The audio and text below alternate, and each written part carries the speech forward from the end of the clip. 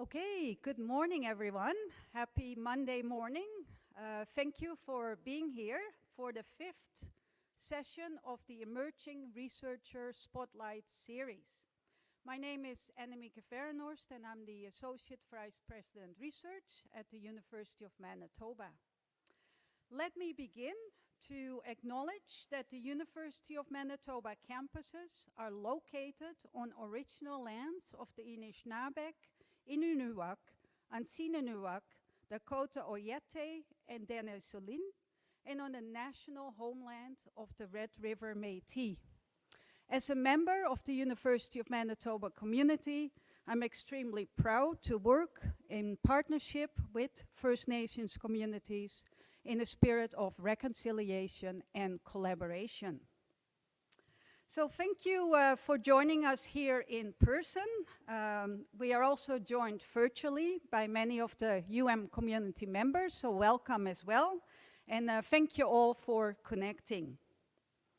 There is a lot of exciting research happening at the University of Manitoba, and today we have a record number of presenters. I would like to thank all of you for being here, presenters, and I'm looking forward to learning more about your research programs.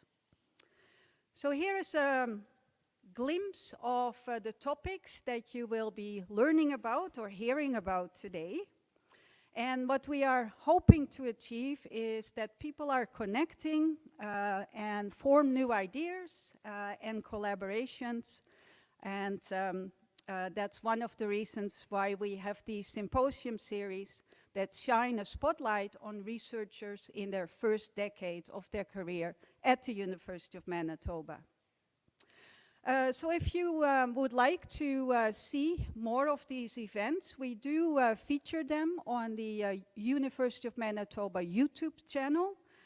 So you can do a search for Emerging Researcher Spotlight series, and you will find the previous recordings and the one of today. So speaking of which, I would like to thank the IST camp for doing an excellent job in helping to host this, as well as I would like to thank the VPRIO staff for helping behind the scene in making these things happen. I thank you for all your contributions.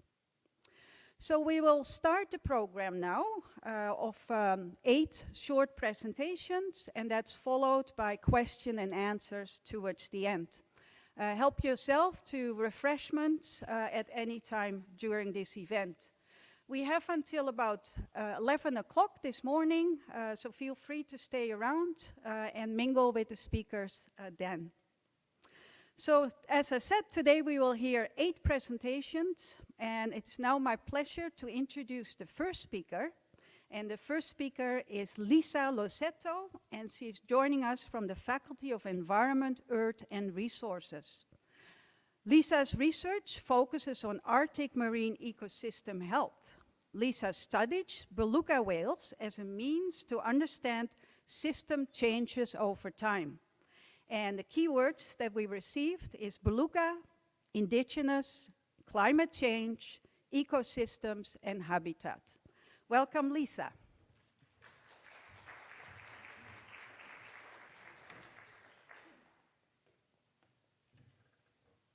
Hey. Good morning, everyone. Thank you for the introduction. I study beluga whales. Some of you may know belugas are near circumpolar in their distribution, so they make for a great indicator or sentinel species to try to understand ecosystem changes or climate change impacts occurring in the Arctic. I'm also going to speak to you today a little bit about parts of my journey as an associate, as an editor-in-chief for a journal, and thinking about how we include Indigenous voices in the research we do. So the beluga population I particularly focus on is called the Eastern Beaufort Sea beluga. This is a really healthy group of beluga whales, last estimated at about 30 to 40,000. They have a very large home range. They spend their summer in Canada, in the Arctic, in an area called the Inuvialuit Settlement Region, which is part of Canada's Northwest Territories. And in the winter, they spend time off the coast of Alaska and Russia in the Bering Sea. So a lot of the work that I do is conservation-based. I'm also affiliated with Fisheries and Oceans Canada. And so where these whales spend their summer, there are also 2 marine protected areas. So those were put in place by the federal government as well as the Inuvialuit, who want to protect the long-term health and the sustainability of their hunt of these beluga whales. So the Inuvialuit are Inuit of Canada's Western Arctic, and they are connected, or they often self-identify as people of the beluga. So I've got some photos, historical photos here of Inuvialuit connecting with beluga. On the lower left, you see some women drying out beluga skin that might later be used for the bottom of shoes. So we don't see this today, but we still see, you can see on the right, some contemporary photos. An elder here that I spent a lot of time working with, Clara Day, and she's teaching a youth, Kayla Hansen-Craig, how to prepare beluga skin and muktug for later consuming. So I've had the opportunity to study beluga whales within these traditional whaling camps. And these partnerships have allowed us to really dive deep and understand these beluga whales and trying to characterize their health. So this is sort of as you can see, an explosion of different research questions we're looking at. The majority of my work, or at least initiated by understanding contaminants in these whales. So they are located in the north, however, have shown high levels of contaminants, which is, of course, surprising and concerning to those who eat them.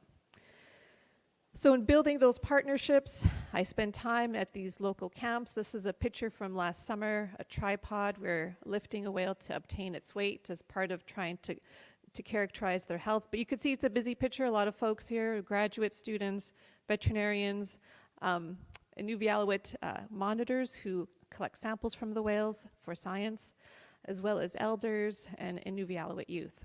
So in these spaces, there's a lot of opportunity to share knowledge and how we describe health of these whales.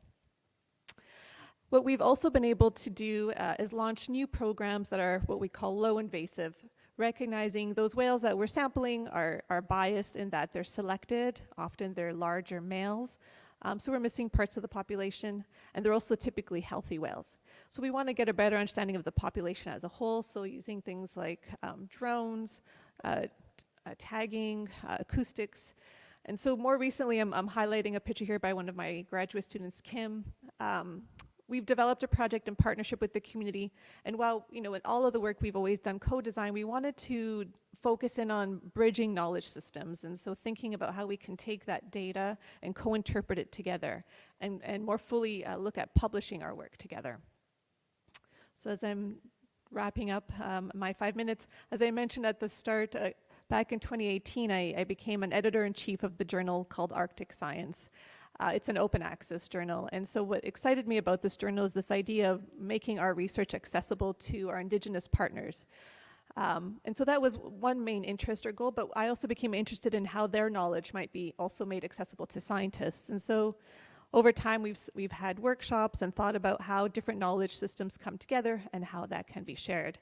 But also just in reflecting in my own growth as a scientist based in natural sciences, I've just posted here at the bottom two papers. And so one of them is one of my first papers from my PhD, and I did a word search, and I did not use the word Inuvialuit, which is the name of the area in which I worked and the people in which I work. So it was published back in 2008.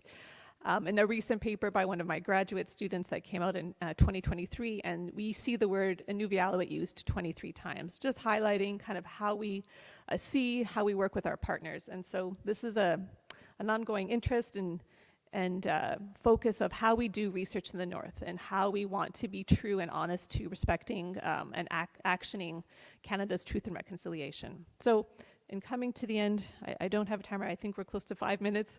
I've spent a lot of time thinking about how we do this research and how we're responding to, let's say, our funding opportunities. A lot of Tri-Council and other funders have highlighted the interest in having these collaborative projects. However, we want to be careful and build these partnerships in a meaningful and ethical way, which takes a long time. And so I've been working in these areas at the start of my PhD, which is nearly 20 years ago. And so if we want to increase our academic output through publications as the main goal, we need to really, I guess, push back on our funders and think about funding our opportunities to develop these relationships that are long-term, meaningful, and sustainable.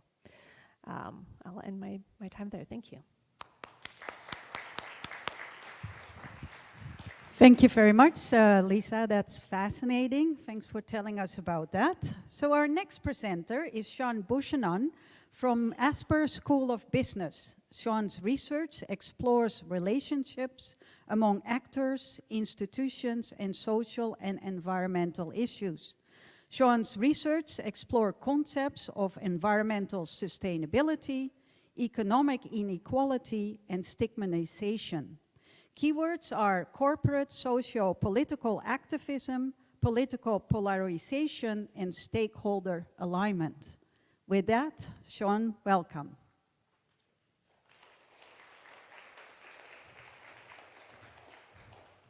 Howdy, folks. Microphones are fun. It's very nice to be here. I'm going to talk about research that I've been working on for the past few years related to organizations and how they impact political polarization. So political polarization by every metric is on the rise. And when I say political polarization, I mean the ideological and affective divisions between people in society. So when we think of political polarization, we often think of the dichotomy between conservatism and liberalism, and conservative-leaning people and liberal-leaning people becoming more antagonistic towards each other. But of course, it's not just this. Even anecdotally, you know, I know people who don't talk to their mothers anymore because of differences in how they view COVID-19 vaccines, or people that lost friends because of things like this, certain issues. So it's not just, it's on a societal level, but I'm also seeing it on a personal level, the divisions between people growing. Now, polarization in society is something that is natural. To some degree, it exists in all democracies, but it becomes problematic when it gets to a point where the people who have an opposing ideology to yours become your enemy. And what happens with rising polarization is all sorts of negative social outcomes. So there's decreased trust in social institutions, there's decreased community cohesion, and the thing that I think about the most is there's a decreasing ability to solve social problems. So many social problems, whether it's climate change, inequality, all of these things that we're facing in society are extremely hard to address when there's rising polarization, especially effective polarization, where opposing groups do not like each other and cannot, and really detest each other. So as an organizational theorist, my interest is, what role do organizations play in political polarization? And what we're seeing increasingly is organizations having to take a stance, whether advertently or inadvertently, on polarizing social issues. So this is a little quote from the Financial Times, where they say, a polarized populace is a fact of life for brands in the US and beyond. That leaves them with a choice. Try to carry on catering to a vanishing mass market middle ground, or stake out a position that will infuriate one side but excite the other. Now, what's fascinating about this is we are seeing evidence of this through organizations engaging in what is referred to as corporate socio-political activism, which is corporations and other, not even corporations, universities, other nonprofit organizations taking a stance on contentious issues, whether it's, you know, LGBTQ issues or reproductive rights. You have organizations taking a stand in favor of certain things, and what is happening with this is that it is raising the ideological temperature in organizations, which means as organizations are becoming increasingly ideological, and these issues, which in one case, organizations were, you know, a place you would work with people of all different values, and they didn't really come up. But now, hot-button ideological issues are coming up more in organizations, and what my research is interested in is how this impacts both organizations and political polarization. So the questions that I'm looking at right now in my research is, How might organizations intensify political polarization? And one of the reasons that I'm looking at this is that as organizations increasingly speak out on social issues, what does this do to the makeup of their customers and their employees? So for example, if you have an organization that speaks out actively, I did a study on the clothing company Patagonia recently, and Patagonia has been an environmental activist company and is now doing things that are increasingly vivid forms of corporate socio-political activism. In 2017, Patagonia, the company, sued the Trump administration, the first time a brand had sued a president of the United States. Now, the case of a company doing that, it's a risky move, you know. That could alienate a huge portion of potential customers for Patagonia. But what happened that year? Patagonia had its most financially profitable year ever. Now, what does that say about Patagonia and where things are going? The question is, are organizations becoming more what I call ideologically homogeneous? Are people that don't fit with an organization's values, are they exiting these companies? Are we having organizations becoming hubs of particular values? Are we having conservative organizations and liberal organizations? Well, the research that I'm doing is starting to suggest that that is actually the case. And what does this mean for political polarization in society? If you have organizations that are liberal organizations and conservative organizations, is that going to make political polarization better or worse in society? Well, the evidence suggests that it's making things worse because organizations are becoming epistemic bubbles or ideological hubs where people sort of have these echo chambers, but they don't know how to interact with people outside of their particular values. And so some of the research I'm studying is how they do this when organizations become more ideologically homogeneous. And what I'm also trying to understand in my research is how organizations can help attenuate political polarization. How can organizations be a venue where people of different ideological leanings and values come together and find a way to sort of work and collaborate and gain tolerance for each other as a means of reducing polarization? So that's where I'm at right now. Thank you very much. Great chatting with you. Thank you very much, Sean. Very interesting and timely as well. Up next is Kim Mitchell from the College of Nursing, and Kim uses mixed methods approaches to explore language and literacy needs of nursing students. This includes reading, writing, speaking, and listening in a medical language context on the academic performance, student retention, nursing identity, and regulations of nursing practices. And the keywords are student retention, writing, and literacy. Kim, the floor is yours. All right, thank you very much for that introduction. So what is literacy? Broadly, literacy is related to language proficiency and refers to an individual's collective capacity in reading, writing, speaking, and listening. Most of my past research has focused on students' abilities in the domain of writing, but my newer work focuses on all these domains simultaneously through the use of virtual simulation. There we go. Why is literacy a concern in nursing? The main reason is patient safety, and all other reasons point back to patient safety as a critical element. There are literacy trouble zones in nursing practice, including patient handover, which is when nurses give or receive shift report, documentation, and most importantly, the differing medical language abilities of patients and professionals, as the image is sort of reflecting. Medical language is its own brand of language with its own jargon and slang. Lastly, we're concerned with literacy due to its connection to the professional growth and the discipline, particularly identity development as a professional. To give a sense of how complex language proficiency and literacy is in healthcare programs such as nursing, when students come into nursing programs, they come in with a set of existing literacy skills. Immediately upon their arrival, we expect them to be proficient in academic literacy and discourse, or the specific language of the academic world.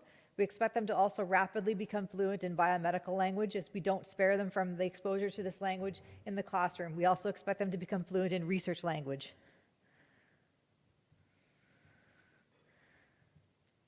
Sorry, this is misbehaving.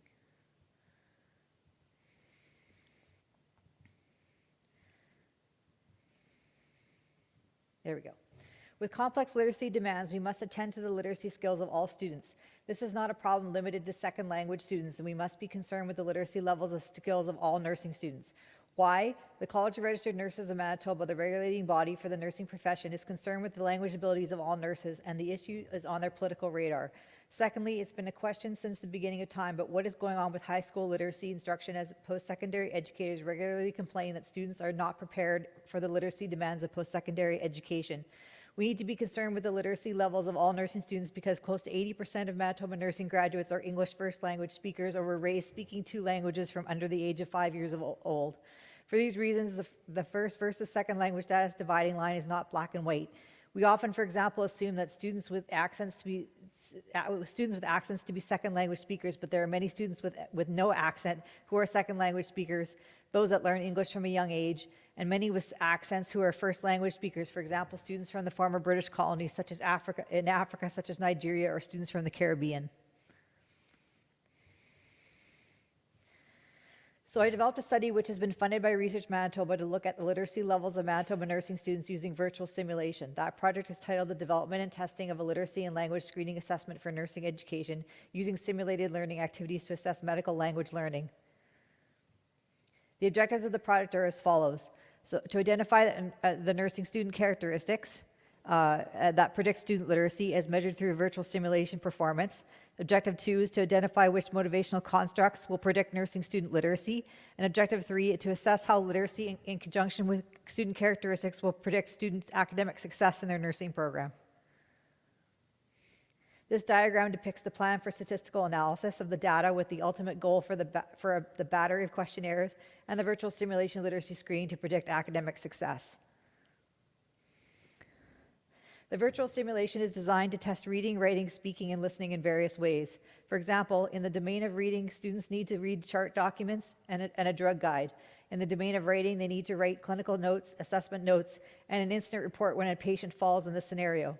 In the domain of speaking, they must demonstrate speaking to patients and family and give a shift report to another nurse. In the domain of listening, they must listen to morning report, a doctor's treatment plan, and assessment data and on a specific patient scenario. Another tool I use in this research is called a C-test. The picture of this screen gives an example of a C-test, which is a test of reduced redundancy of language and assumes that part of a communication can be obscured or mutilated and be reconstructed by the test taker.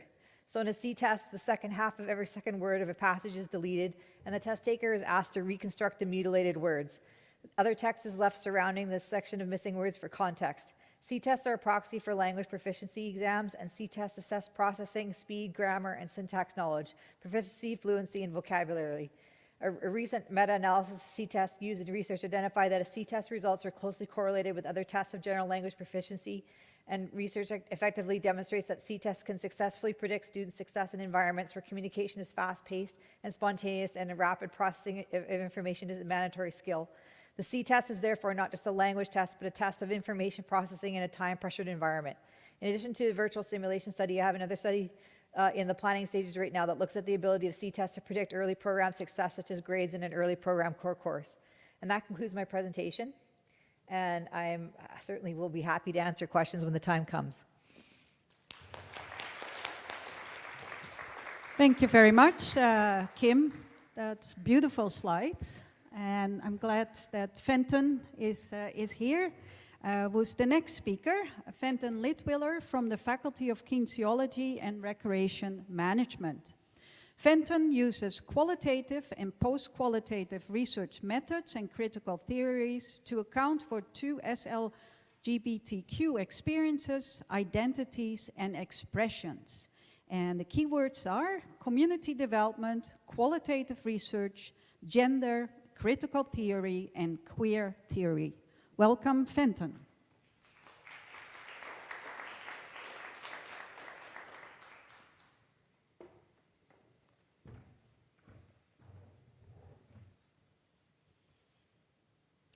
Good morning. I'm a social scientist and I'm a leisure scholar. So my program of research is driven by interrelated questions about how gender, sexuality, play, and well-being intersect. Specifically, I'm interested in knowing how 2S LGBTQIA people, so that is two-spirit, lesbian, gay, bisexual, transgender, queer, intersex, asexual people, navigate well-being and intersecting oppressions to experience a broad range of affects. So that includes grief, pleasure, joy, various embodiments, and communities within their leisure contexts. So for the past 7 years, I've been the principal investigator of the Gender Play Project and developed participatory research protocols to explore embodied gender with transgender, cisgender, and non-binary youth. I've worked closely with community organizations and local drag mentors to create and host experiential drag performance and gender play workshops where youth can be affirmed and they learn skills for gender expression.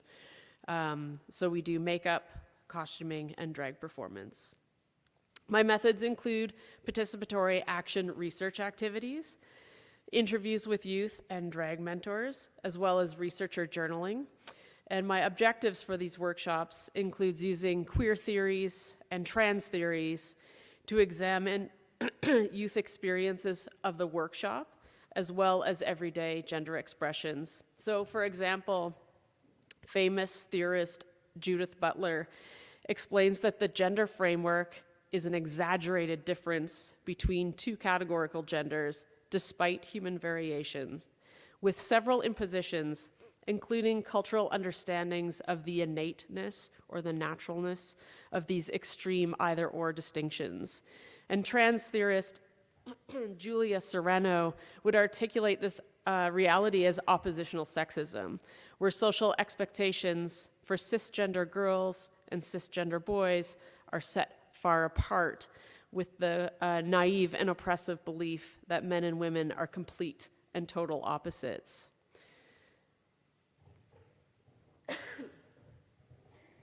Youth-generated findings from my work include that many of the youth that participate in the workshops recognize the paramount importance of experiential opportunities for self-understanding through gender exploration, and they dabbled with discomfort and also dysphoria to see which gender expressions made them feel uncomfortable. And this is a really important insight because gender dysphoria, which is feelings of disease or discomfort due to a difference between sex assigned at birth and gender identity. So gender dysphoria is often talked about in the helping professions as an individual pathology to be avoided. It has to be resolved through medical, legal, or social transition to a binary-oriented identity, rather than something that's curiously explored in social environments that are affirming of gender possibility. What I also discovered in my interviews with youth was that parents who supported their youth to undertake, fully or in part, social, medical, or legal transition to an oppositional gender still held their youth to binary expectations of their more newly expressed gender. So these supportive parents were able to relinquish their youth's sex assigned at birth, but in doing so, they simply accepted and then applied oppositional binary gender expectations. So, for example, parents of masculine identified transgender youth who had already socially, medically, and legally transitioned, they fretted about their youth's expressed femininity. So one of the youth in my projects reveals this tension in the following quote. They say, "I don't know really how to explain this, but as a trans guy, it's kind of hard to express femininity in the way I want to in everyday life, just because if I do, I feel like the people will look at that and think that I'm not actually trans, or like I'm missing the days when I was a girl or something like that. So doing drag lets me express that femininity in a setting that isn't as regimental and won't raise as many questions." So more than a general sense of panic about having a transgender child, parents saw feminine expression as a gesture towards a fictive gender identity or a regretful transition.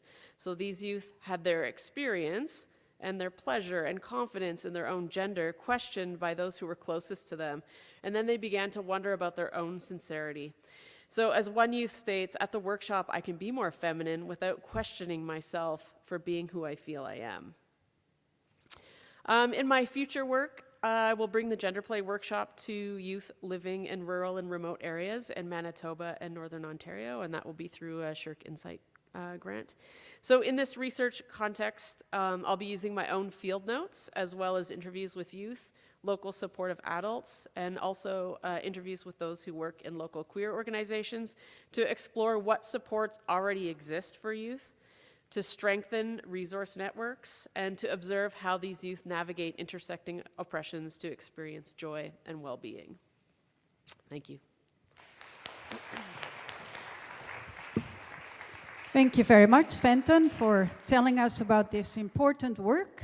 Up next is Lauren Goegan from the Faculty of Education, and Lauren's research focuses on inclusive pedagogies as it relates to the transition from high school to post-secondary education.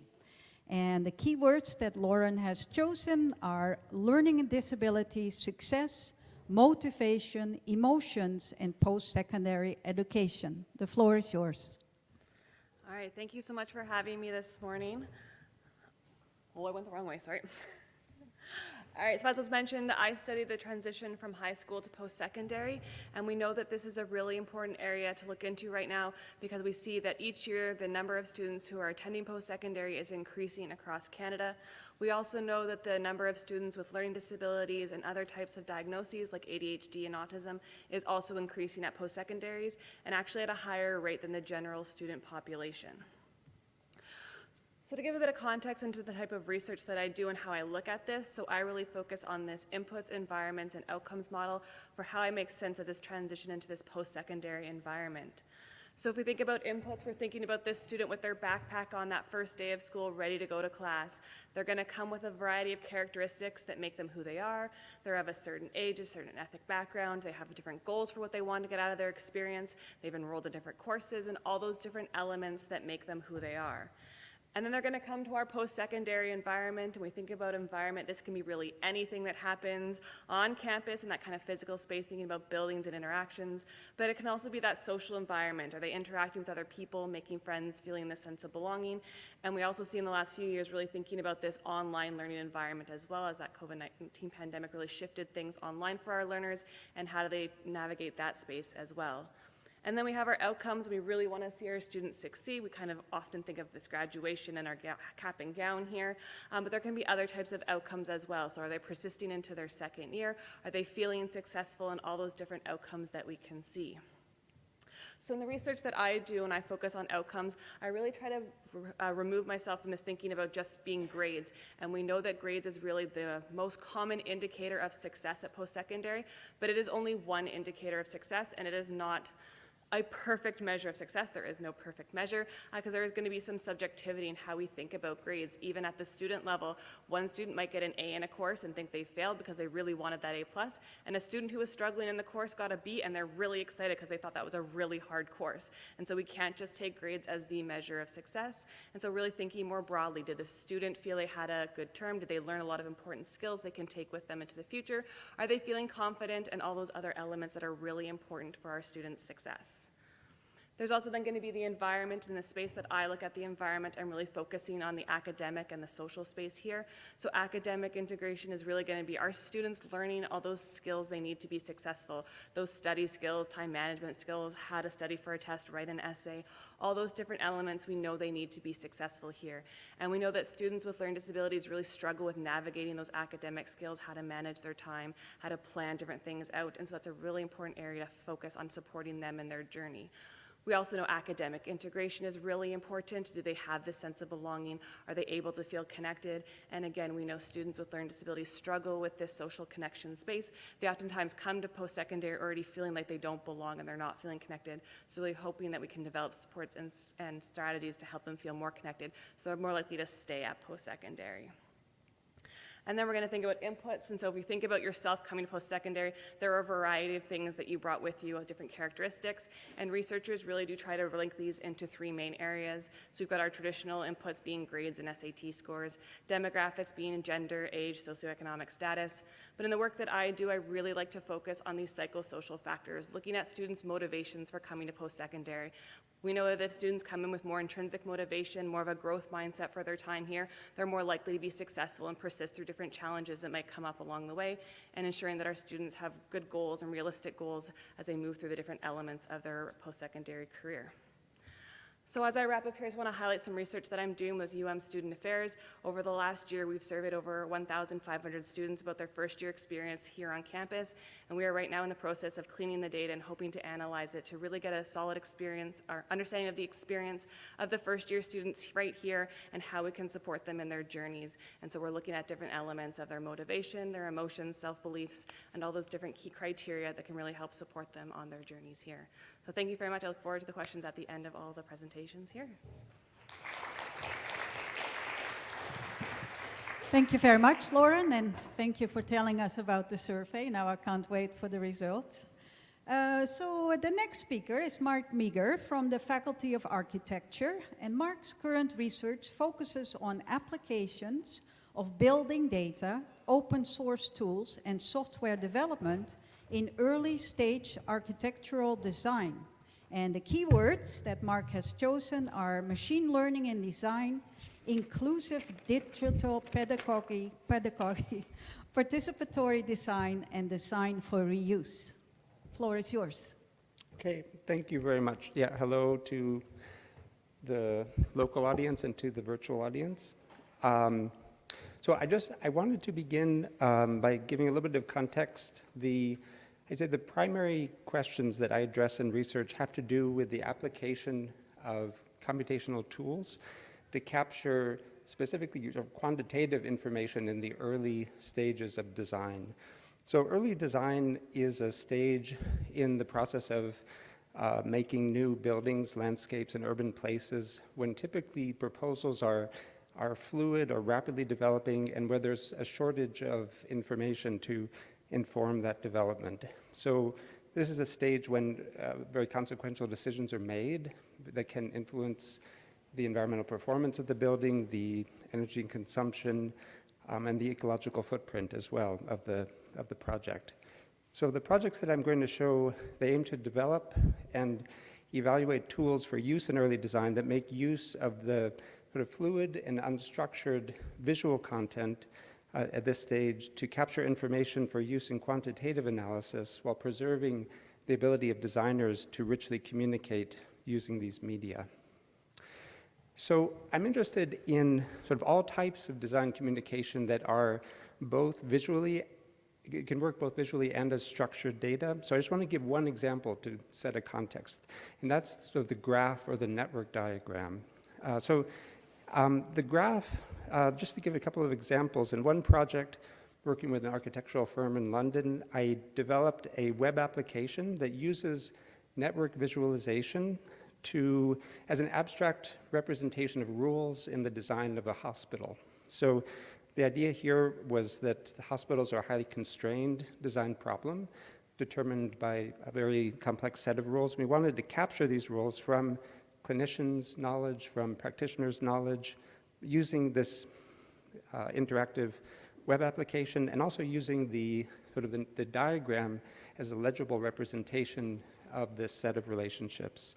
In another example, this was a student project which was extracting network data from a floor plan, which you can think of as a form of unstructured data becoming structured through this process of interpretation, and then that data can be used, for example, to simulate building evacuation.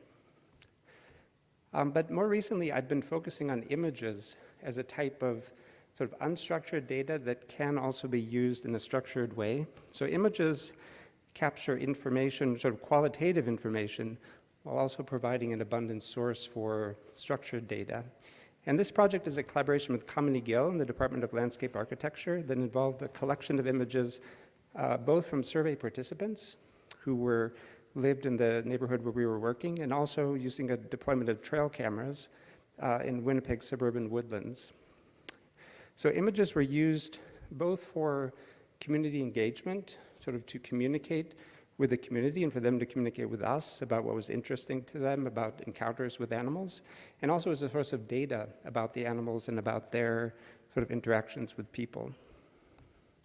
So we collected about 150,000 images with animals in them, and we used machine learning to translate the data into, or the images into tabular data. And we also explored various methods for sort of supporting the visual discovery of meaningful patterns in the information. And I'm currently working with students to publish the images and software that we developed as part of an open educational resource that aims to make these computational methods accessible to practitioners and also to students. The final project I'm going to show is taking some of these methods and applying them in a different context. So this is a project that, with collaborators at Aarhus University, we're working to build a database of images and 3D models of timber panels to support the reuse of scrap material from the manufacturing of timber products. So we started by training a machine learning model to recognize defects in timber panels. We worked to develop a workflow for scanning timber panels using LiDAR scanning methods.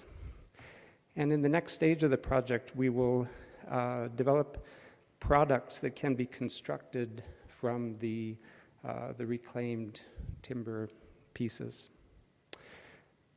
So in closing, I'd just like to say that these projects have all benefited enormously from student contributions, both undergraduate, graduate, and PhD students. And some of this work is available on the web. Thank you very much.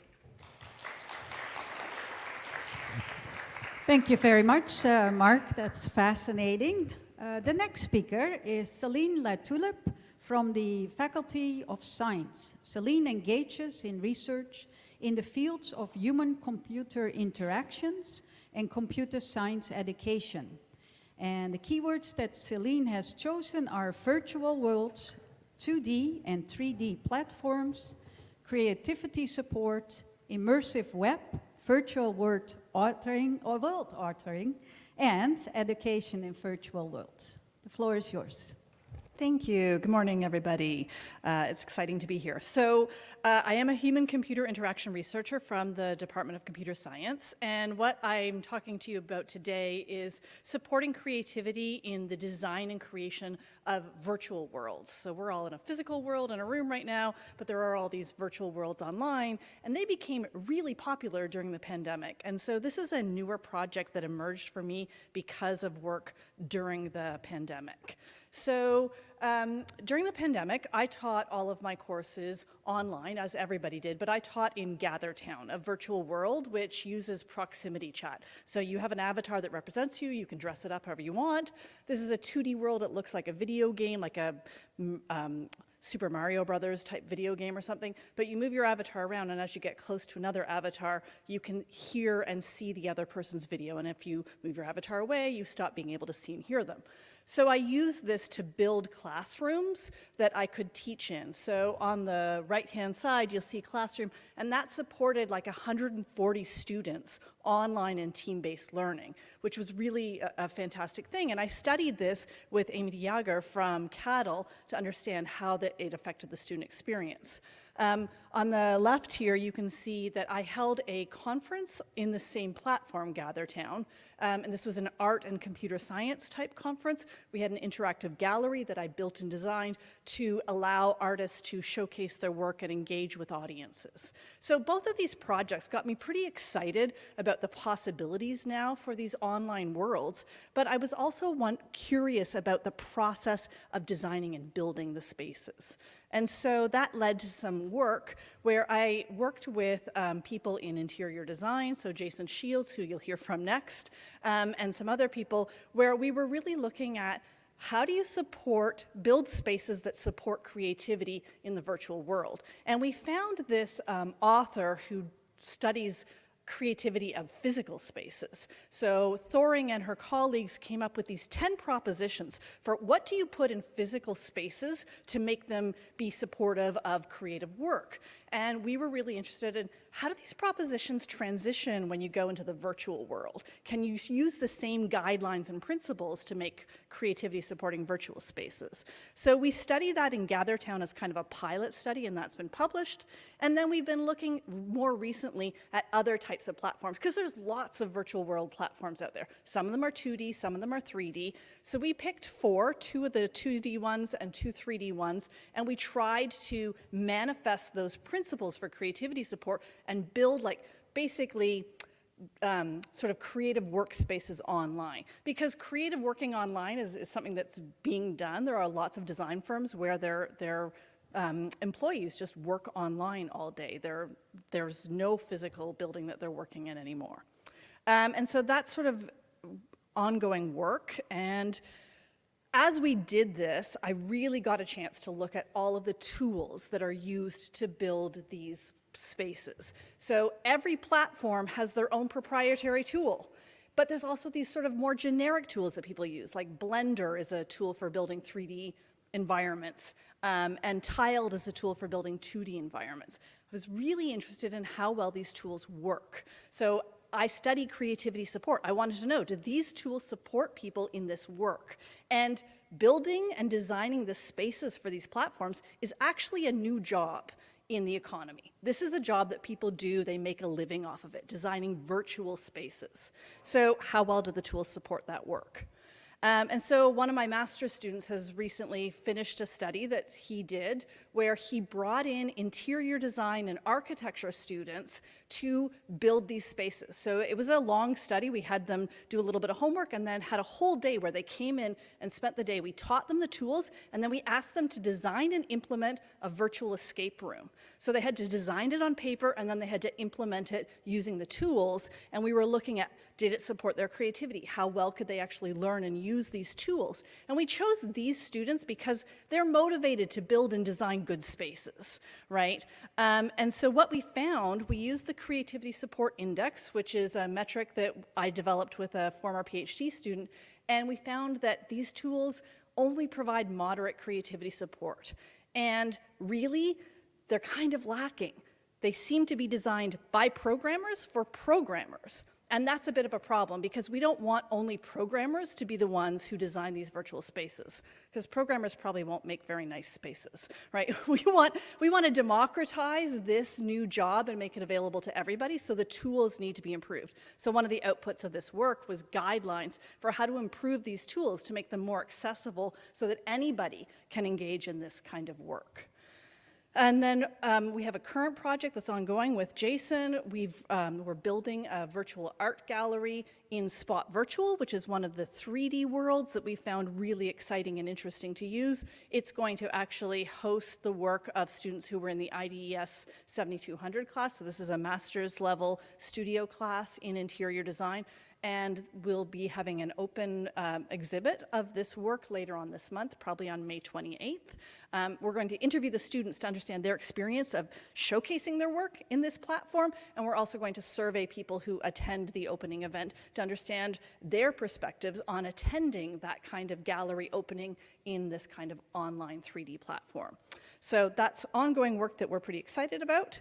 And I just want to sort of end by saying I have completely different other research threads as well. I also do research on older adults and technology and caregiving, and I also do a lot of research on computer science education. So this is sort of a smattering of other types of work that I do, and I'd really love to talk to anybody who wants to chat with me about any of that. And I will stop there. Thank you. Thank you very much, Celine. And I remember during COVID, I attended a conference that used GatherTown, and it was a lot of fun and actually very useful too. So we moving on now to the last speaker, who is Jason Shields, and he's joining us from the Faculty of Architecture. And Jason's current research examines the role of virtual reality, VR, augmented reality, AR, in interior design. He's also interested in building information modeling, specifically contemporary BIM modeling frameworks. Keywords are interior environments, virtual reality, 3D scanning, LiDAR, and architectural preservation. The floor is yours. Terrific, thank you so much. So first and foremost, thanks to the organizers of the event and everyone who spoke before me. Today we're going to be talking about immersive interiors and exploration of 3D scanning and virtual reality. And so as already noted, I'm Jason Shields, an assistant professor in the Department of Interior Design. So my current research agenda can kind of be broken up into three things that I'm really quite interested in and working on over the summer. The first being the 3D scanning of interior environments. And this consists of the utilization and testing of various technologies to scan 3D physical environments. We've used a variety of different tools and techniques to approach this. Tools such as iPads and iPhones for kind of a smaller, lower cost approach. And we've just recently acquired a more high-end terrestrial laser scanner, which is a Leica BLK 360 G2. I know that's a lot of letters and words there. If you take a look at the image on the left there, that's actually it showing the space being scanned in real time. So imagine an item that's on a tripod, you place it in the center of the room, it shoots lasers around the room, and that information in real time is then relayed to the iPad. So now for this example, we say we've scanned this space, this MPR here. And the next step that I often look into in my investigation is then how do we translate those 3D scans into a virtual reality environment? And so that means we have the 3D scan. How do we then leverage it so we can make it immersive? We could use it as a research tool. There's a multitude of things you can do with it, but the challenge is often taking that 3D scan, whether it be through a point cloud, which is one visualization of 3D scanning that consists of a multitude of points in space, or a mesh, which is actually a hard surface image. Either one, we usually bring it into a video game engine, and in that video game engine, we often use Unreal. And then from there, we have to do a bit of programming, and we're able to output it so that anyone would be able to actually use that VR experience, so it could be distributed to anyone. The problem that we often have after doing this is trying to archive the work. There's a ton of different data that comes with this, and sometimes it's difficult to determine what's needed, what's required, and what processes should be also noted that we've undertaken. So I'm going to break each one of these down just a little bit further. So the first is the 3D scanning process. My test originally started last summer working with some URA students, and preliminary investigations started to use low-cost, readily accessible devices. So items such as smartphones and iPads. We wanted to work with something that had a very kind of easy-to-pick-up system. Our initial results showed that the handheld devices and the low-cost techniques were appropriate for objects, but for interior spaces, they didn't work so great. You can see on the top right here, that's the Leo Mole Sculpture Garden. That's the interior of the space. I had a student who was working there over the summer as well, so they kind of tested it out and played around, and that's a fully kind of immersive 3D scan using just an iPad. What we've done now is we have a much larger device, and so that can provide an increased image quality and flexibility. And so you see on the bottom there, that's a scan that I did last week, and that was of an interior design studio that we have in the John A. Russell building. Each one of those blue nodes is a separate scan, and each one of them are connected and linked. So the overlap between each one of those scans actually allows it to create this fully immersive 3D scan. And so the next step when we have these scans is, like I said, we often translate it to virtual reality. And that's imported into a game engine. On the image on the top right here, you can see that's what our point clouds were, what I was talking about before. They're all little dots. In this instance, or in that image, you can see a person's kind of walking right directly through the stairs. That's because I was testing some things out where I was trying to get collision detection to work. And collision detection means within these scans, I'm able to run a program that will be able to tell, oh, this is stairs, or this is a wall. So when the individual is using the game, you're not going to walk through walls or walk through stairs like you see in that instance. The initial results that I found by trying to do this, bringing it into VR, is the process has a pretty significant learning curve for architectural disciplines. So this is something that I have to look into further to be able to streamline so that both my colleagues and students can start to leverage the scanner at a larger rate, I would say. What was nice, though, is that the content ran very smoothly and accurately, and the issues were pretty minimal after a lot of playing around, of course. The ongoing studies I have with this is we're going to start increasing the scans of some of the spaces on campus. So we're working somewhere a bit local before we start going outwards. The goal of these scans is in reality to also scan spaces that have historic or cultural significance so that we're able to use this as a tool for preservation and conservation. And in one instance, right now, what we're doing is we're working out in Churchill as I'm doing a collaborative project with archaeology where we do drone scans of these lands that aren't very well mapped. We bring these back here, I insert them into VR, and the goal is to actually reconnect the youth of that land with those. So that's an ongoing project funded through the CIHR. And then the last portion of this, it kind of builds upon some previous research that I had published, which was called Archival Challenges and Emerging Forms of Digital Architectural Content. And what we're seeing now is, as architects and designers, we do a lot of stuff with a lot of different 3D programs. And what you'll find in the end is you're going to have a folder of just a multitude of stuff. And there has to be a better way to archive and to preserve that work, especially when working with historically relevant spaces. So I began to kind of look at file structuring systems, the ISO/TR implementations that can be viewed. This is something that's still in its early phases, but something that I'll be working over this summer with the URA students. And we've also spoken with some of the data visualizationists and librarians who might be able to provide some resources for this. So if you have any suggestions or anything, I'm very happy to talk about this. The visualization of a 3D work or a repository for public use would be a goal. So in a sense, these 3D scans could be placed online. You could go to the website and you'd be able to navigate around them. If you've ever gone to the website Sketchfab, that would maybe be like an equivalency. So if you have a chance, maybe pop over there today. It's pretty cool. It'd be great to have more accessible 3D scans of historical and significant spaces. Right now, we do a good job on the university's architectural website of just images and 2D images, but I'd like to start looking at how we can move that into a 3D framework. And the challenges, of course, with these, there's huge files. Some of these files, when I do a scan, they can be upwards of like 40 gigabytes, and they may have millions and millions of points. So it has to be a way that we're able to work with that, save the raw data, and also work with the compressed data. And here is a 3D scan that was done with an iPad at the St. Andrew's Church here on campus. We'll see if the animation works. Hey, the animation works. That was my first test on putting a 3D model into PowerPoint. So as you can tell here, it's a pretty basic scan. It's starting to have some more distortion and some things in certain areas, and so that's why we've moved on to using the terrestrial laser scanner. But I still think this is a great resource, especially for students or individuals who just have like an iPhone or a cell phone.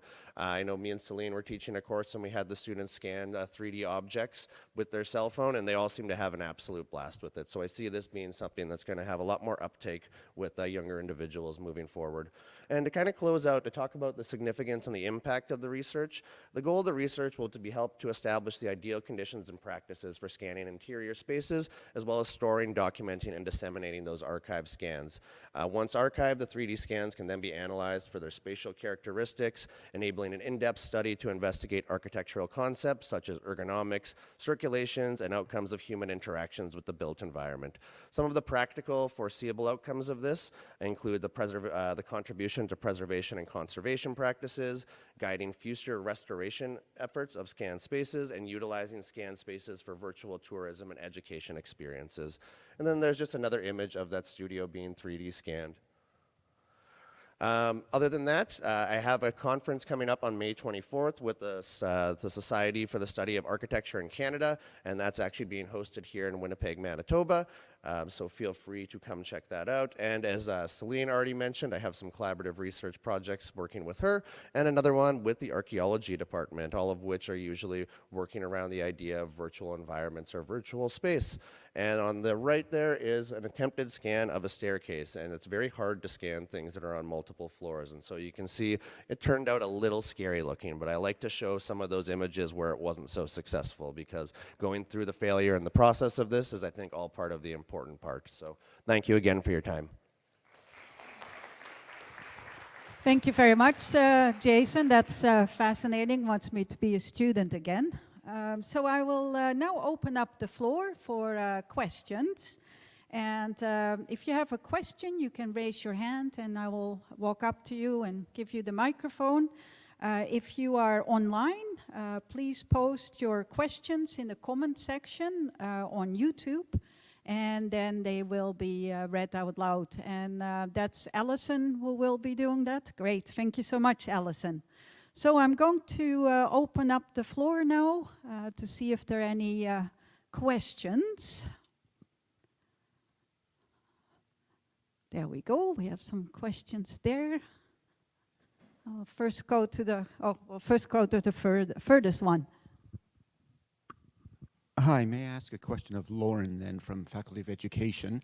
I appreciate what you showed. I think it's important that everybody see what's going on. I think, for instance, that there's probably not a lot of people here in Canada even who realize that Manitoba is one of the 4 provinces that has free tuition for people over age 65. Otherwise BC, Manitoba, Nova Scotia, and Newfoundland. I wish we'd had more people knowing it. But my question really is, like, why is there such a gap, or what I perceive to be a gap, or like a lack of congruence in some of the things going on in terms of, I guess, like empowering the community or making connections beyond just pure theoretical knowledge? I'm thinking, for instance, like at the University of Minnesota, they don't really use any outside agencies for their big events to have first responder or ambulance attendant services, because they use their own students, because the University of Minnesota has a course, emergency medical services, for the layperson. And besides just saving money, I mean, it's also giving lay people and their own students skills for the rest of the community. And like, why don't we do more of that in our universities? Or do you think that would be beneficial to? I didn't mean to put you on the spot, but that's my personal viewpoint, as you can probably tell. Yeah, thank you. I will walk over there. Maybe I can get another microphone. No, I think that's a great question. Building that sense of community is really important, and we see that as really important, particularly for folks who have learning disabilities and other exceptionalities, to have that sense of community. So giving them opportunities to engage more in that community environment is very important. We know for those students in particular, having that community engagement is often difficult for them because they fear discrimination and how people perceive learning differences and that type of space. And so as much as in some of the other work that I've done, we've tried to encourage them to become part of the community and go to social clubs and stuff. They might go once and then they're like, yeah, no, I didn't fit in. It wasn't the right fit. And so we see a lot of the times these students will leave post-secondary because they don't feel that sense of connection and that belonging. And so some of the work I'm really hoping to do moving forward is to really build the sense of community and understanding around what is a learning disability, so that when they go to these spaces, they feel like they are welcomed and part and able to participate in those different spaces. But thank you for your great question. Thank you very much. And there's a question here. Mine is also for you. Sorry, my kids are 22 and 20, so they are in the cusp of COVID, end of high school into university or starting university during COVID. And I was just curious if there's any comparative studies ongoing about that impact on empowering students that didn't have to write exams in late high school, or the transition into from virtual to in-person university, that type of thing. Yeah, there's definitely a lot of research that's trying to look at that, moving from having to go online, going back to in-person in those different spaces. And we know that for students with different diagnoses like learning disabilities, ADHD, some of them really struggled with that online environment, because how do you navigate this new space of having to go to your lectures online, all the additional readings that were required, all the just new navigation that really happened like that sometimes, right? Like everything just moved online overnight, it felt like, for some students. And then how do we transition them back to the classroom? And we're seeing that a lot of students want to go back and have that social online in-person space, but some students also really just want to stay online, and they'd like that virtual space for themselves. And so we're kind of seeing this balance of people wanting to be in person and having those in-person connections, and other students wanting to stay online and having those opportunities. And so it's kind of split, and we're going to see a lot more research, I think, coming out around having those virtual learning spaces, as well as how do we balance in-person events as well. Have you noticed any increased withdrawal from university because of not bearing that transition well? I don't know if I would say withdrawal, but we definitely see that some students are choosing programs online more, that want more of that online space. Mm-hmm. So I don't know if I would say withdrawal, but definitely we're seeing increased intake at some more virtual programs and that type of space, because students want to have that online flexibility. May I ask one more? May I speak about the Dr. Latulipe, is that correct?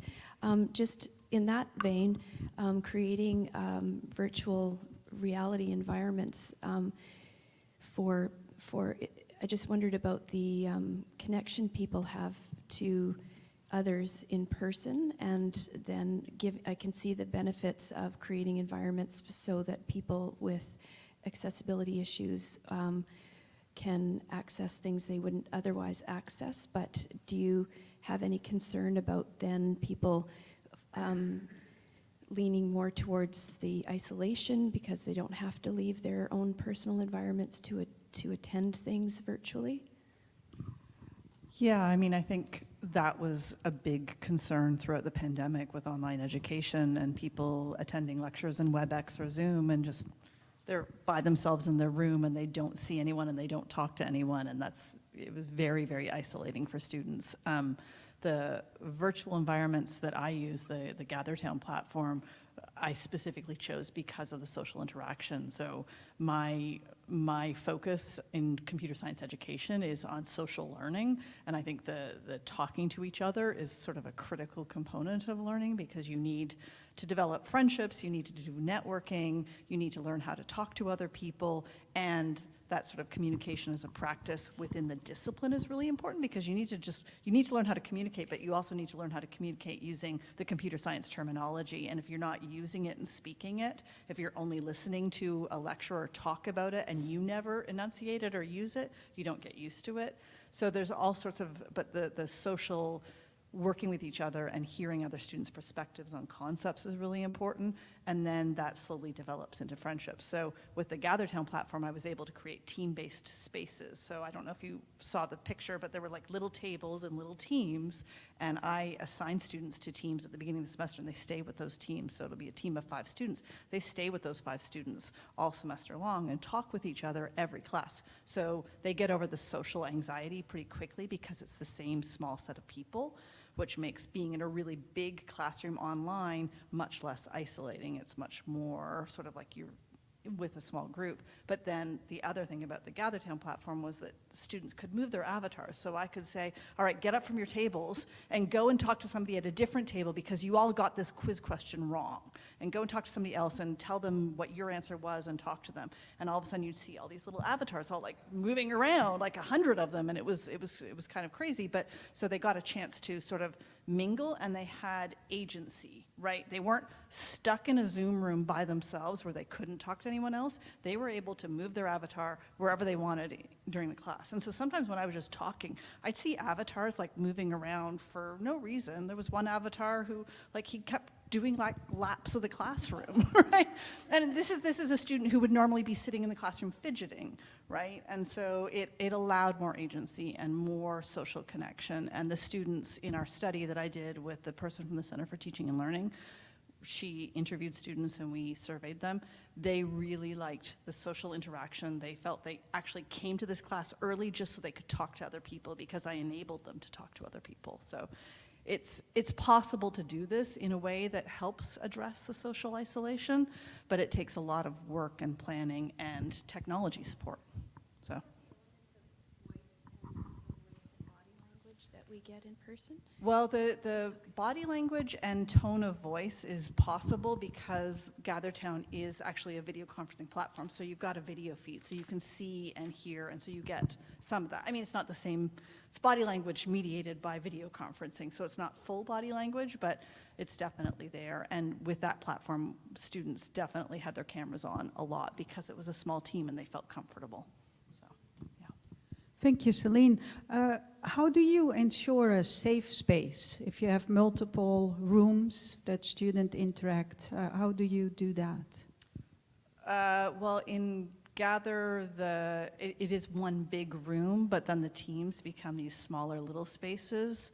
The same way you ensure a safe space, I think, in any large classroom, it's about sort of setting classroom norms of civility and so on. I mean, there's nothing extra that you can particularly do unless you censor everybody and say you're not allowed to talk to each other. I mean, that would be a safe space, but it's not a good space, so, yeah. Okay, thank you. Mario.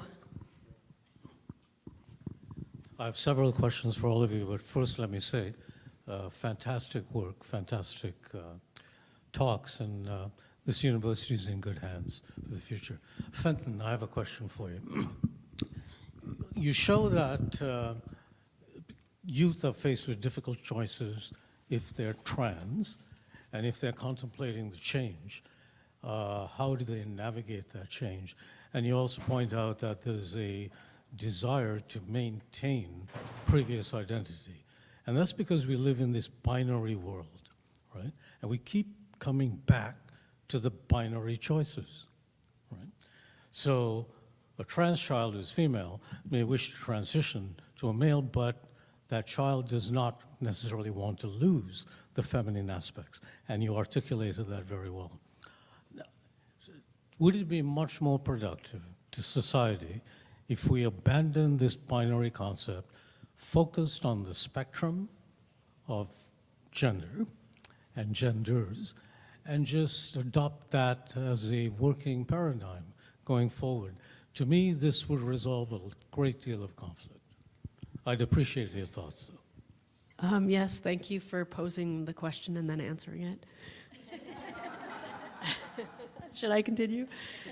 Yeah, I think, youth have a variety of experiences. Some have a lot of family support, some don't. Some have a fantastic school experience and some don't. So I don't think I can say that youth have a universal experience of being queer, because they don't.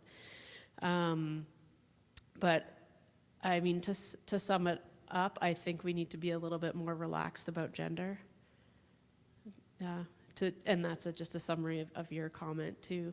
But one of the things that my work focuses on is the joy that youth can experience when they feel at home in their own bodies, when they are affirmed.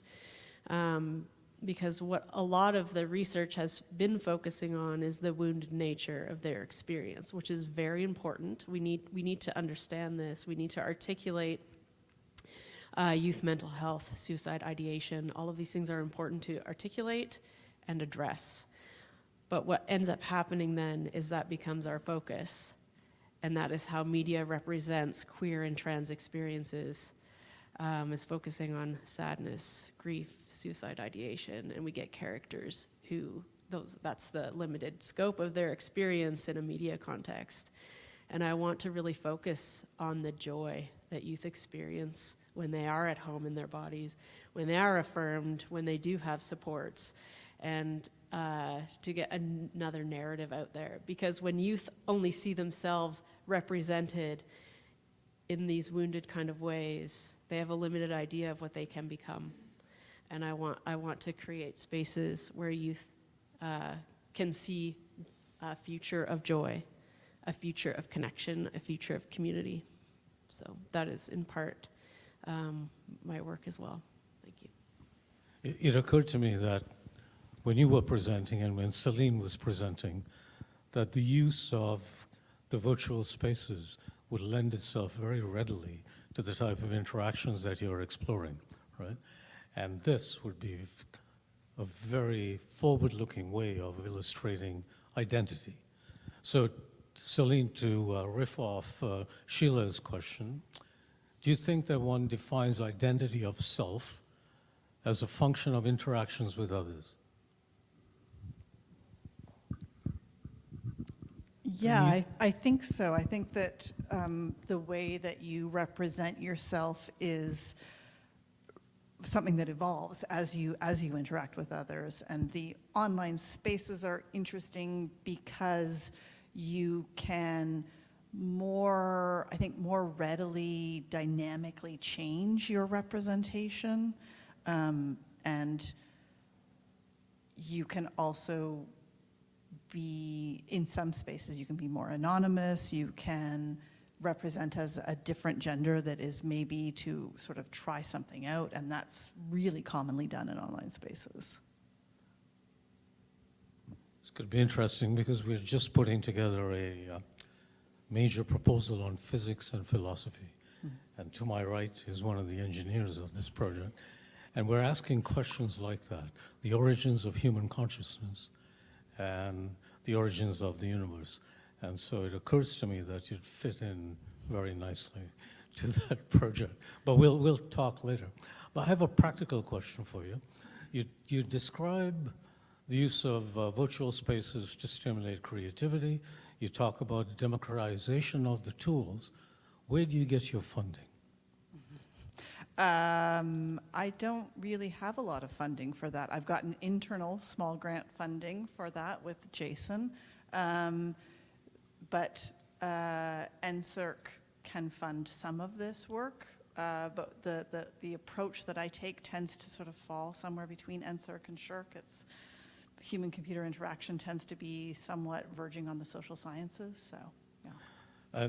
This is precisely why I asked the question, because the federal government at the moment is looking very seriously at changing the structure of the tri-agency completely so that we will be able to fund and approach interdisciplinary research as it should be.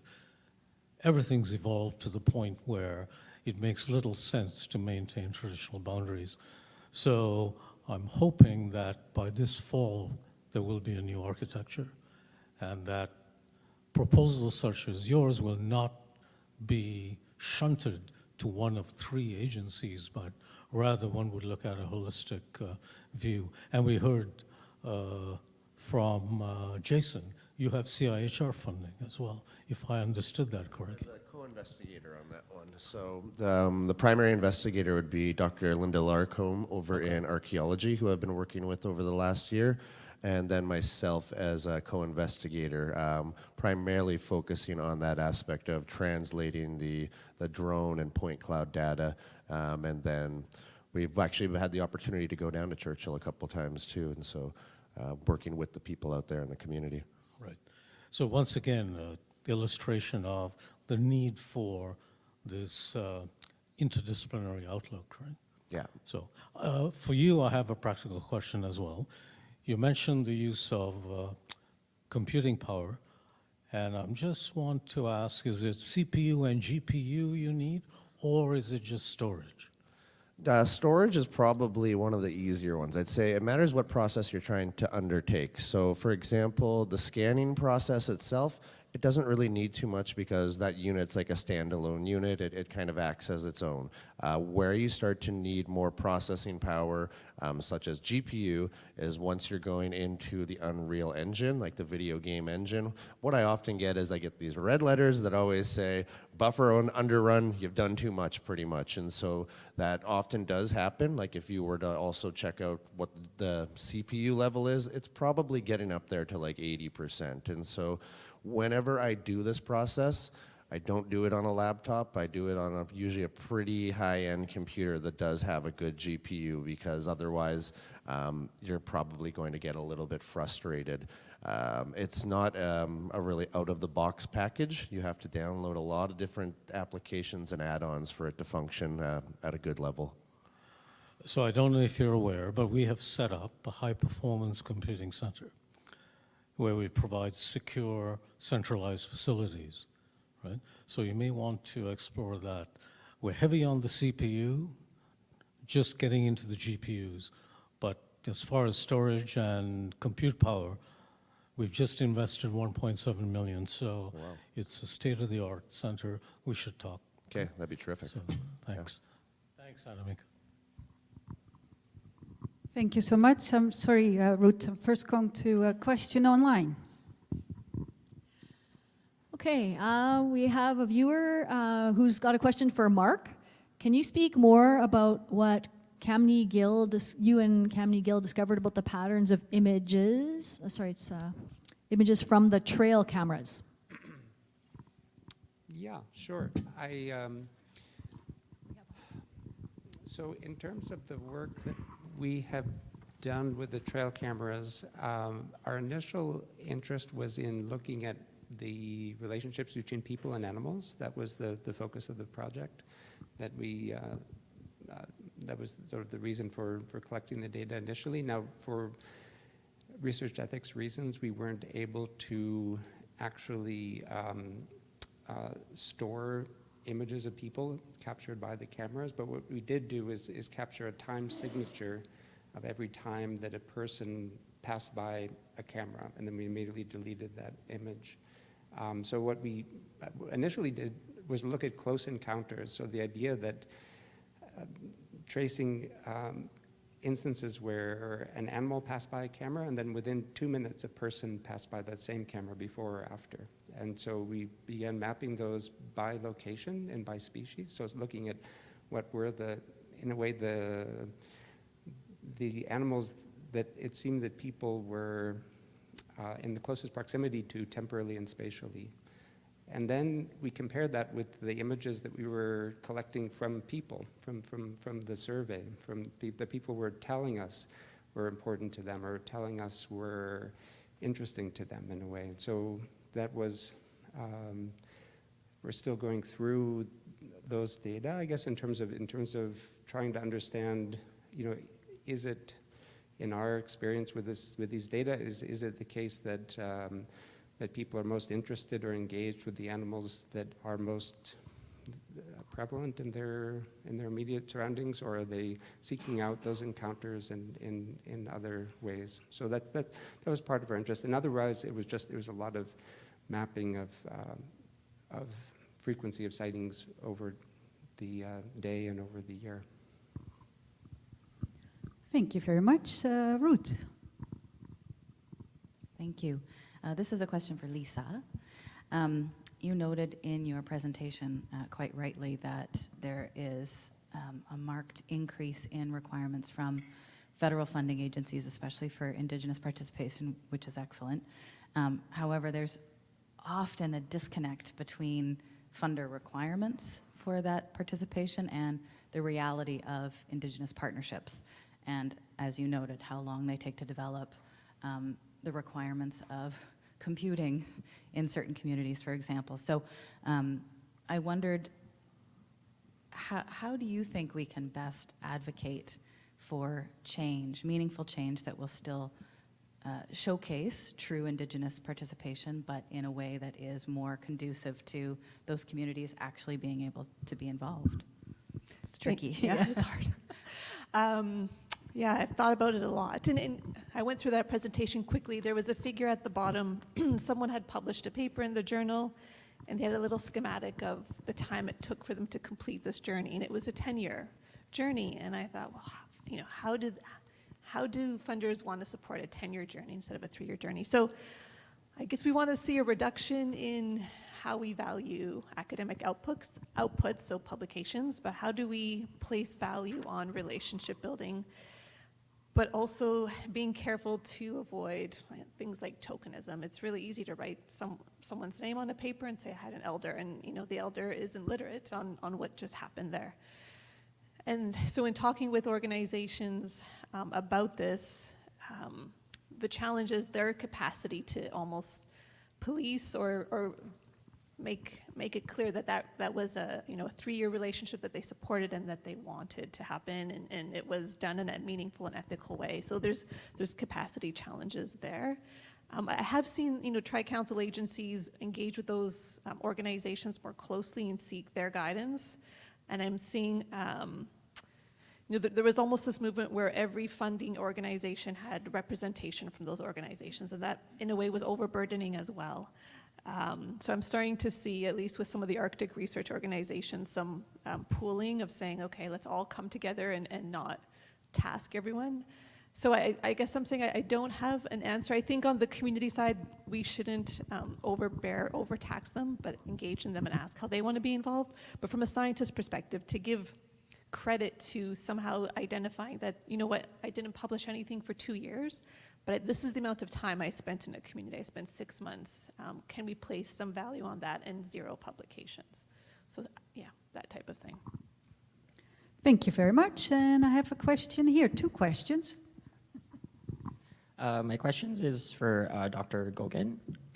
You mentioned in your presentation that with the increase in ADHD rates with our HS to post-secondary students, there's been, or we're trying to look at shifting away from grades being the sole determinant of academic success. What were the other factors that you look at? So outcomes other than grades. So in the research that I do, I try to look at students' sense of success for themselves. So how would they rate their success on like a scale of 1 to 10. We also look at things like, did they feel like they developed skills required, like problem solving skills or skills necessary for the field that they want to go into, and different elements like that. So we do include grades because people want to know grades, even though they're not my favorite measure, but we try to look at more of those subjective elements too, like do they feel they were successful? Did they feel they enjoyed their experience? And do they feel like they learned the skills that they need then to go on into their career later on, which is really the most important things, because at the end of the day, when you're in your career, no one's asking you what grade you got in a certain course. I had a question for Dr. Buchanan. So I just wanted to ask you to speak more a little bit to the change over time narrative that you put forth in your presentation. Like, you're kind of presented it as organizations being apolitical, shifting to organizations taking explicit political stances. But I was kind of thinking about like, well, really organizations maybe used to have more implicit political stances. If you think about, just to make a shallow stereotype, like Mad Men, everybody is heterosexual and, everybody supports capitalism. So if you could, I imagine different scholars think different things about that. And also just, I also think there might be interesting links to changes in internal organizational structures, like the rise of equity and diversity in HR and employees being encouraged to bring their personal identity stances to work, and how that kind of affects the organization's outward-looking stance, I guess. So, yeah, if you could say anything more about that, I'd be very curious. I think you're right. I think that what's changed recently is organizations' ideological issues or contentious societal issues becoming more salient in organizations. It's not like this stuff wasn't there. It's not like these ideological leanings of organizations weren't always there. It's just they become more out in the open. And in putting them out in the open, it has had a larger impact on their stakeholders. And so key stakeholders of an organization, whether it's their customers or their employees, are now being put in a position, let's say this was 50 years ago and you were you had a different view of a certain issue in your organization. You knew that the majority of the executives felt differently, or the organization had a different ideological leaning, but it wasn't something that was part of your everyday experience at work. And now it is, and that is leading to this escalation that I'm seeing. So it's the thing that I find so fascinating about it is that there's so many benefits for, if you look at the research, organizations that are ideologically homogeneous, they have all of these positive benefits that flow to the organization from it. It's like the organizational culture is better and group cohesion is high and everyone feels well-being at work. But it turns out what is good for an organization and its stakeholders at an individual level might be bad for society as a whole, and that's the contradiction that I find so fascinating about what's happening. So ultimately, to answer your question, there was always ideological leanings, it's just they're more salient, and that's what's putting more pressure on the stakeholders and the people connected to the organization. Thank you, Sean. And I wonder, what kind of role does the social media plays, and are you taking that into consideration as well? Well, most of the research on political polarization looks at the role of social media. That's where most of the research is happening right now, how social media functions as an echo chamber. And so it's part of our story, but really what we're focusing on is this role that organizations play, which has been kind of neglected so far in the research on political polarization. In fact, most of the research has looked at these organizations or industries that are simply responding to polarization and they're having to deal with it. But what we're trying to focus on, and social media is a part of this, is that then how do organizations and their actions feed back into societal polarization? And what's interesting is that the big thing they say about social media is that it functions as this echo chamber, where the algorithms feed you people that are ideologically similar to you, and you get in this bubble, and then sometimes you get exposed to people with different values and you don't even know how to deal with it, and the negative affect builds. The same thing happens we argue, in ideologically homogeneous organizations. they become these same echo chambers and epistemic bubbles that social media becomes. So it's kind of the same dynamic, just in a different venue. Thank you very much. Mario has a question. Get my exercise today. Well done, Amika. 3 quick questions. First, Kim, you talked about teaching nursing students virtually so that they can get up to speed in different subject areas. I'm fascinated how you do that with biomedical sciences, which you mentioned. So does it work generally with all students, or just with those who are well prepared? I guess what I'm asking is, what's the success in their coming up to speed in the biomedical sciences? Well, my focus is mostly on language, so like them learning the biomedical language, which is something that is a slow acculturation that happens from the moment they start in a program till they come to the end. And one of the things that I'll probably end up looking at is, because I have students that are participating in this particular study that are that are all the way from second year, all the way to 4th year, all the way into their practicum. So there's going to be differing levels of abilities and differing exposures to medical language and to the kinds of activities I'm asking them to do in the virtual simulation. So probably we'll have to look at what year in program they are and what their performance was on the actual virtual simulation itself, in terms of whether or not there's a difference between students who started off who were just in second year, and their performance on the virtual simulation versus those that were in 4th year and had a lot more exposure to other clinical experiences that would maybe have allowed them to navigate the virtual simulation a lot more smoothly. Can you go to different depths, do you think, starting from literacy all the way down to fundamental content of biomolecular interactions, for example? Yeah, I think mostly, I'm mostly looking at the literacy aspect, though. Okay. So like in terms of their actual content of the biomedical content, there is some of that content there, but it's sort of a lesser, my attention is lesser on that. Right, okay, good. Thank you for that. I have a question for Lisa. Do you think that tagging of beluga whales with sensors can be used productively for monitoring shipping activity and other types of activity in the Beaufort Sea? This is going to become very important geopolitically, because there's going to be fight over the rights to the Beaufort Sea pretty soon. That's my prediction. But is this going on, or is it a possibility? I think it's a possibility. I think the technology in tagging is moving quite quickly, just like our cell phones.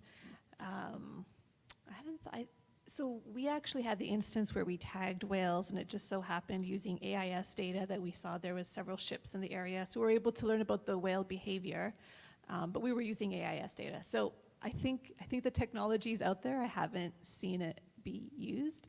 But with tagging, there's a lot of challenges, of course, with sensitivities and handling. But I think as we're moving to smaller and smaller technologies, I think we can do more and more and make it more accessible. So I think yes, yeah, that would be a very exciting opportunity. Okay. Thank you for that. Sean, my last question. In terms of University of Manitoba as an organization, what should we do about the situation out in the quad?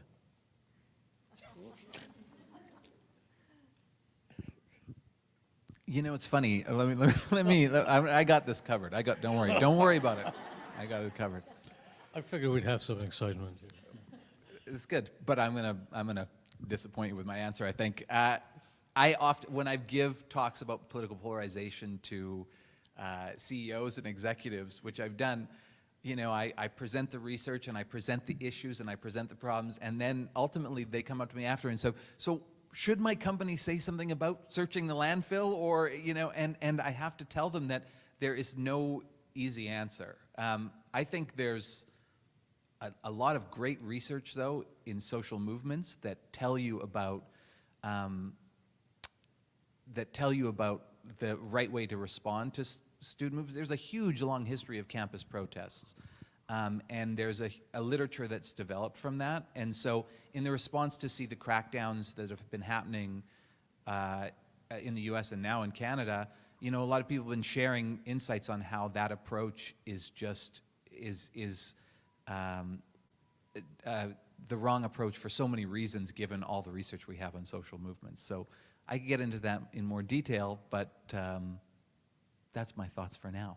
So the follow-up question then is, why do organizations keep doing that, right, repeating that behavior, given the vast body of literature that speaks against it? Well, I think it's because the outcomes of social movements, the learning, is things that are observed in the long term. And I do think there is a myopia that plays with organizational decision-making in these instances.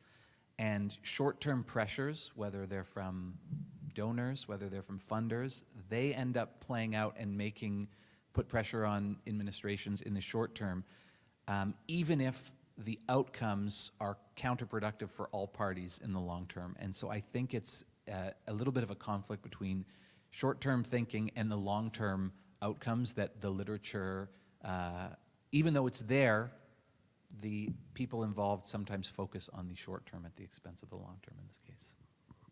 Thanks for that. Thank you. Thank you very much. We have a couple of questions, I believe, online, and then you, the last one there. Okay, changing course a little bit. This is a question for Jason. He said, this viewer said, Jason, I know you also do AI work. What is the potential connection between scanned interiors and AI-generated space? I think that's an interesting question. And so when it comes to AI, one of the first things that I'd say when it comes to creating space that I'm excited about is I think the application that I was reading about was called Pointy, which is similar to ChatGPT or DALL-E 2, which you can take text and generate an image from. But in this instance, you can actually generate 3D models in 3D space. It's still at a pretty rudimentary level, so you could type into it, you know, give me a living room space. And it's probably not going to look like the greatest living room space, but it's able to start producing this type of work. And so where I think it will become interesting when we're relating AI kind of back to these scan models as such, I think it will be used as a tool for analysis. You'll be able to use AI to be able to extract more information out of the models, because outside of what I was showing, you're also able to pick up information such as how hot each space is. It does heat analysis, all of these different things. And where it becomes, I think, somewhat difficult, at least from a discipline of interior design or design, is we're trying to pull in so much different science and data information from just singular scan. And so if we're able to utilize AI to be able to help with some of those skill sets and to kind of streamline some of that process, I think that would be quite interesting. What we're seeing mostly in AI and architecture right now is like the production of mostly like 2D images is what I see quite a bit of. We even have, I think it's called LookX, which is an AI just for architecture. And so it just runs off images of only architectural buildings. And so sometimes arguably it's not as exciting because the vessel or the dossier of information it pulls from is only just architecture. So I do have concerns too about the use of AI, because it often comes down to where is it deriving the information from. And if it's deriving the information from an incorrect source or an incomplete source, that's where my concerns kind of lie. So I think it's going to be a while still until we see a lot of implementation of it, but I know even some of the work that Mark focuses on uses computational learning and things of that nature, and programs like Grasshopper. I think there's a lot of that that's happening, and we'll see more and more AI pop up, but there is concerns. You always have to look at it from kind of an ethical standpoint. Where's this information coming from? And yeah, I think I'll leave it at that. All right, from that same person, they're asking a question for Celine. Thoring's proposition suggests physical spaces provide certain supports for creativity by providing things like views, resources, and making spaces. In VR, what was hard versus easy to create? So sources visible sources was actually fairly easy to do in all of the platforms. You can embed images, you can embed 3D models, you can embed videos, so that was an easy one. And encounters where you can allow people to run into other people for ideation and so on, that was easy. The ones that were, so views was actually hard, especially in the 2D platforms. So the 2D platforms have sort of a static, like a fixed viewpoint. Up is up, down is down. You can't sort of turn and view, and you can't see necessarily very far. In 3D, it was a little bit easier. I can't remember all of them off the top of my head. Jason was on that project, so.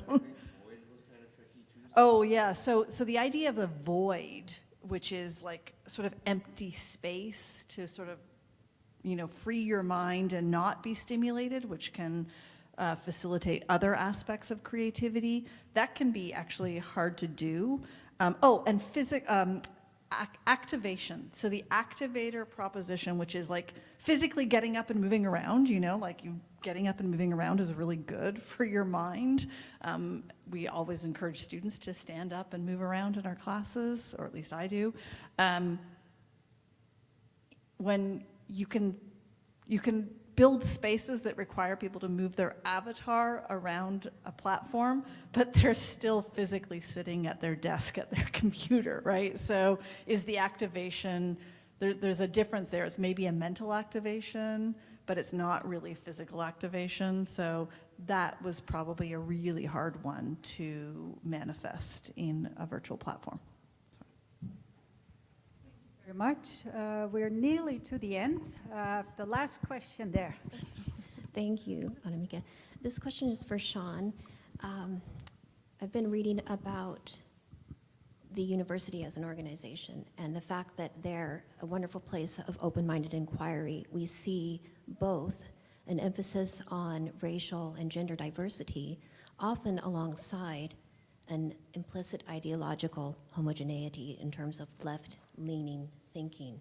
So I'm wondering about if you've collected data on this, if you see that as a potential negative in the long term of a place that might actually not attract students who think very differently, who might be right-leaning, faculty who might be right-leaning but don't feel comfortable expressing that. What are your thoughts on that? It's a really great question, and one of the recent studies that I had no part of, but I looked at recently, looked at group outcomes with demographic diversity and ideological diversity. And what they found was, you know, often when I present this research, people say, wait, isn't diversity good for organizations? There's all this research that says that, you know, it prevents groupthink and all this stuff. But there's research now that's looking at it, and they say demographic diversity is great for group outcomes, as long as there's ideological homogeneity. If there's, and it's a kind of a sad outcome, but it's true.